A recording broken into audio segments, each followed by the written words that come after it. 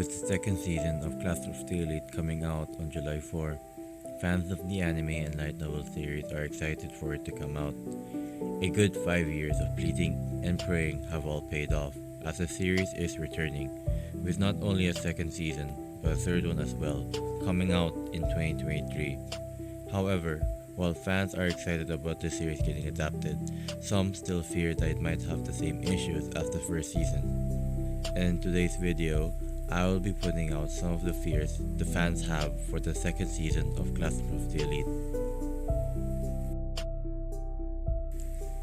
Before I go further with this video, I should warn that spoiler alert is active for both the light novel and season 1 of the anime, so if you have not seen either of them, I suggest you read and watch the series right now before watching this video.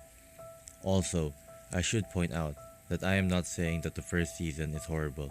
The anime adapted the book very well, but it could lessen some of these problems.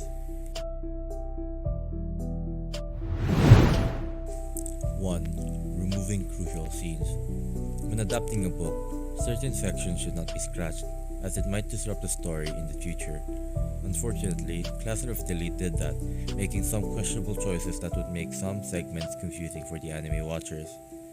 Examples include not having Chapashura Sensei call both Horikita and Aina Koji to talk about his series score on the second episode, or episode 3 where they ignored to mention the school changing the exam questions a week before the test. The biggest one is when they did not include the scene where Kushida admitted to Horikita that she hated her right in front of her face. Why this is important has to do with the fact that it cemented the relationship between the two girls till future volumes. The anime did try to include this scene by having Horikita go to Kushida and ask her if she hated her. However, she was interrupted before the question came out of her mouth. While I am not a big Kushida fan, I would have loved to see the scene between the two. The show could have made the scene more impactful had they just stuck with the book's story.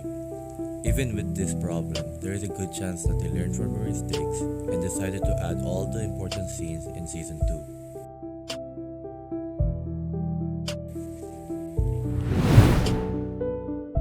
2. Replacing other female characters' scenes with Horikita.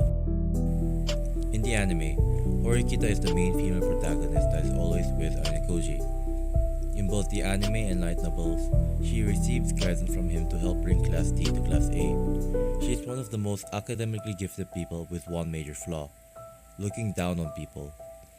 While the show did not give us an in-depth look at it, they executed it well enough for us to know it.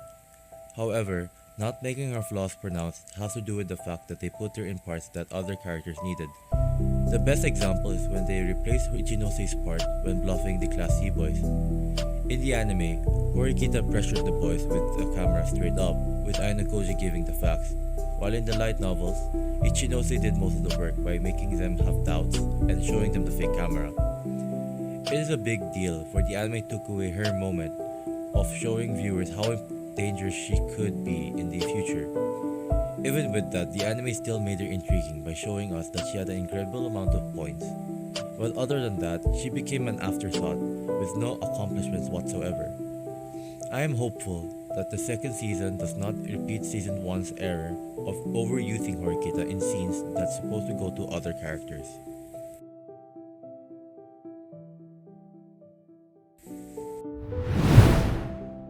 3. Not including a lot of Aina Koji's monologue. It is safe to say that one of the things that makes the series so good is our protagonist's dialogues in certain situations. Like when he was about to approach his fight with Ruin, or the time he was thinking about how to ignore Horikita in the first volume.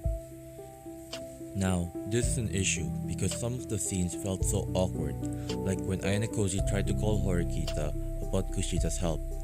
That scene felt so weird with no music and no dialogue at all.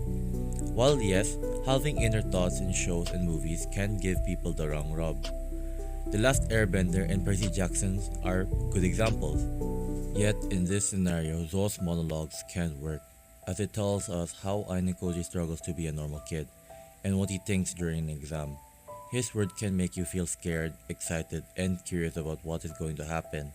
The things the series can portray within a story and the emotions will hook you to the story and characters. making it feel like there are no loose ends and everything is shown will have meaning. However, we can experience that without those inner monologues.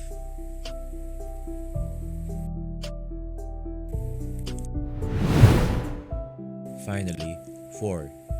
Not making Ainakoji more relatable. Both the anime and light novel have different personalities when comparing Ainakoji.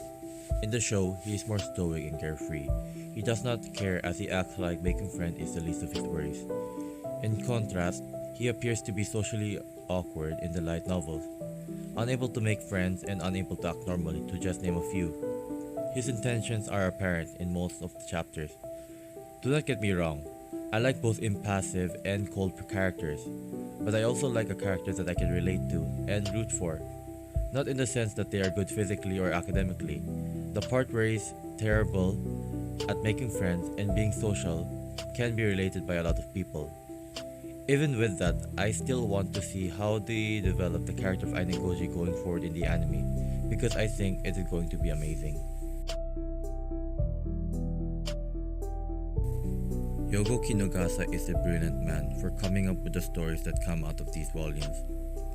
In every volume, he adds more plot points to keep you interested, and every time you think the action is about to slow down, there suddenly pops a plot twist that would be essential in the later books. I like how the novel leaves room for us to explore Ainakoji's past and inner thoughts, the school as a whole, and the foreshadowing it creates. Because you know that after one problem is solved, another one will always arise. You are never able to properly consider what will happen next. With that said, I can state that some of the flaws are resolvable, but the anime will need to use some sophisticated storytelling to do so. Other than that, I am beyond excited to see this show on my screen again, as it was a 5-year wait for one of my favorite series. So cheers to a new season to have a great adaptation.